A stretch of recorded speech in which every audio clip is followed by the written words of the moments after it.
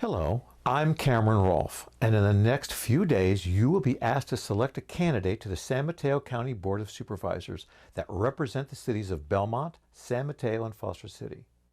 Although registered voters who reside in Belmont, San Mateo, and Foster City are the only ones who can elect me, I think it is important that all San Mateo County residents know what I stand for as I run for Supervisor of District 2. I think I can do that in less than 10 minutes because I think it's important that you know who you might elect and what their feelings are for the future and maintaining your quality of life here. If you agree with some of my ideas and you do not reside in either Belmont, San Mateo, or Foster City, it is imperative that you contact friends or family that do reside in these cities and help vote and elect me. I went to Beresford Park School, Burrell Junior High, Aragon High School, and the College of San Mateo. I also have a degree from San Jose State. So you see, I'm pretty much entrenched here in San Mateo. I'm a California State licensed investigator. I gather facts and make decisions that I present in both civil and criminal courts. My decisions are based only on the facts that I uncover. I go where the facts lead me, good or bad, for my client. I will make all my decisions for this county based on facts that I research and not politics. I am also certified by the Federal Aviation Administration to teach flying. I'm an instrument commercial airplane and an instrument rated on-demand commercial helicopter pilot and flight instructor.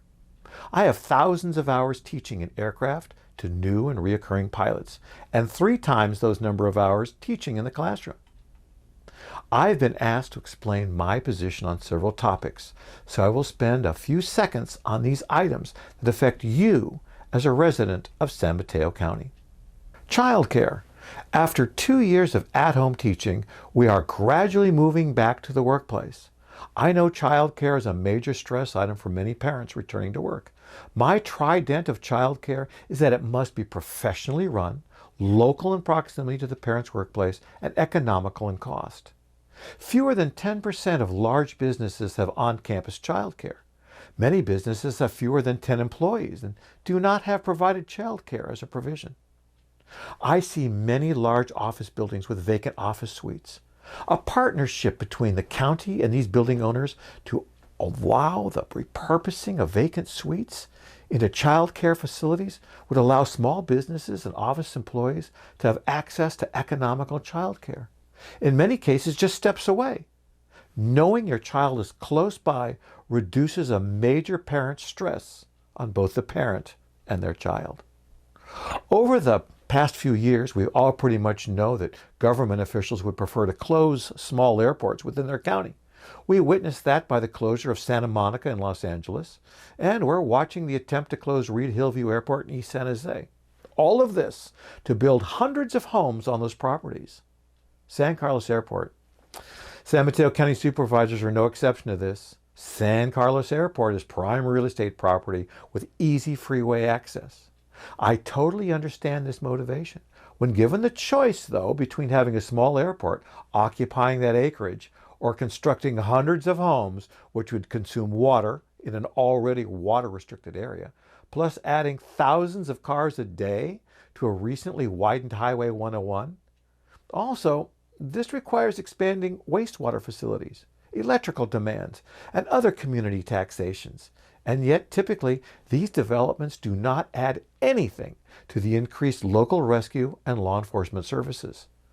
I support the airport and its facilities. The San Carlos Airport has a much smaller impact than hundreds of water-consuming homes and thousands of vehicular traffic movements on our highway. Education. My sister was a 7th and 8th grade teacher here in San Mateo County. When she realized that her students did not have the reading and writing skills for their grade level, she transferred to Meadow Heights, an elementary school here in San Mateo and a 5-minute walk from our home. She wanted to boost and motivate her students. She was quickly disappointed with the lack of support, finances, and low wages afforded to primary instructors in this county. Disillusioned, like so many elementary education instructors, she left the profession. You know, San Mateo County has so many agencies, commissions, and departments under its purview. I propose financing a mentoring program to teenagers.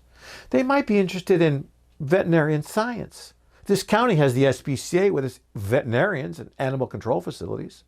High school students interested in fire science, law enforcement, court systems, vehicular maintenance, horticulture, becoming an arborist, the outdoors of our parks and recreation facilities. The county has all of this under its umbrella. Let's introduce high school students to these outside avenues of education with subjects that truly excite them. You're going to see renewed interest in their general education and dedication. It might lead to their first job or a great addition to their college application. County assistance. I want to establish a new county 211 phone service, 24 hours a day. If you have questions or problems and you don't have access to a computer or internet, it would be a 3-digit 211 number that gets you direct connection to a county research librarian, helping you find mental health care, domestic abuse assistance, food, housing, childcare, connecting you with any of our fine San Mateo County facilities. Sheriff's Office. When I asked our sheriff what their highest concern, the response was the inability to recruit or retain law enforcement officers. I propose a larger budget to enhance the sheriff's cadet program in county high schools, bringing new and local faces into the sheriff's office with explorer and cadet programs that will ultimately lead to sworn officer position. Affordable housing. You hear a lot about affordable housing. I support affordable housing, but I want to increase the percentage of below market housing to more than the current suggested 10%. If developers want to build 100 homes, they must commit to more than the minimum of only 10 affordable homes. Parcel tax.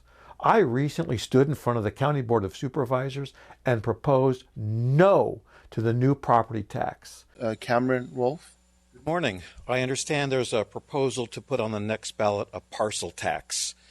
When this was conceived, I don't think we realized at the time that gas would be $6 a gallon.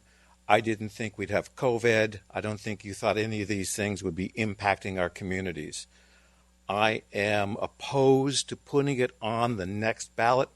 The first reason is that we are now recovering from the financial devastation of COVID.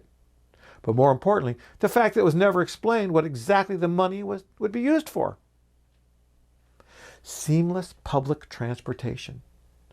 Some commuters take Samtrans to connect to Caltrain, that connects to BART, and then ends with a bus ride.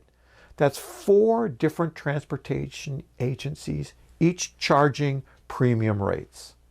I want to propose the ability to transfer seamlessly from one agency to another and be charged only from the point of origin to the end destination. I also want to work to remove the negative aspect and fears of utilizing public transportation. My main responsibilities. Mainly, I want to listen to you. What can the county do for you? What assistance do you need?